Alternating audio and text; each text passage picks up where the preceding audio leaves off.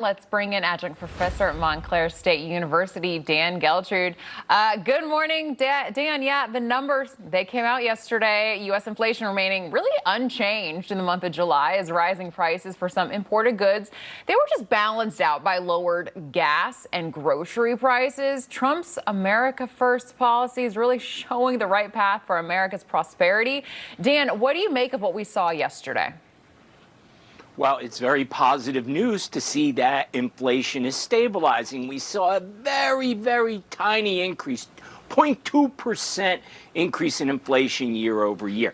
Now, let's keep in mind, this is not deflation. So all those increases that we had during the prior administration, we haven't rolled those back, but the fact that it's stabilizing is great news. And really what's behind that is we're seeing the lowering of fuel costs and we're seeing grocery costs coming down.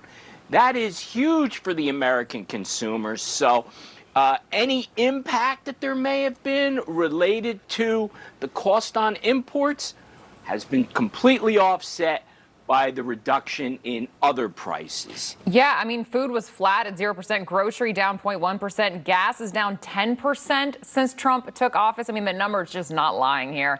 But let's move on. So BlackRock's Rick Ryder sticking with his call for a jumbo rate cut from the Fed next month after the latest inflation data really showed less than predicted price pressures. You know, his comments coming after data showing that CPI increasing a seasonally adjusted 0.2% for the month.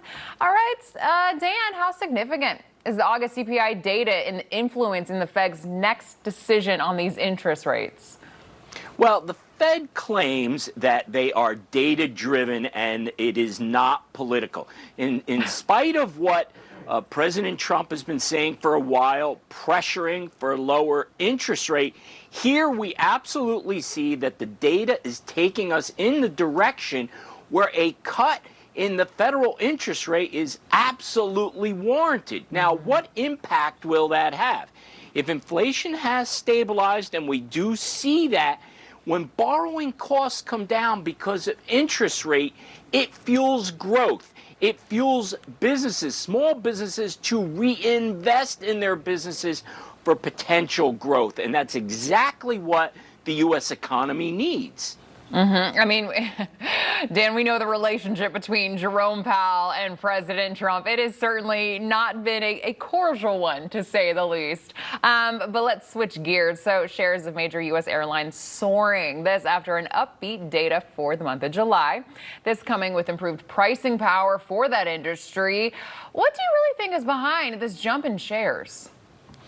Well, as travel demand is increasing, what it's indicating is that people have confidence in the economy, right? If they're paying to travel, they're saying, hey, things are looking up. So that's a really positive sign.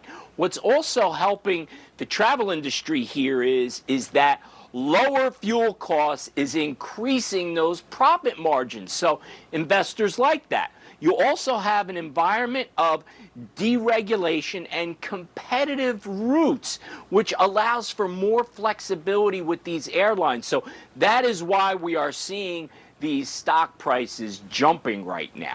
Yeah, and the fact that people are jumping on those flights, taking the vacation, I mean, like you said, it means that the consumer has, you know, a positive outlook on the economy right now. Dan Geltrude, thank you so much for joining us this morning. Really appreciate it. Thanks, Alex.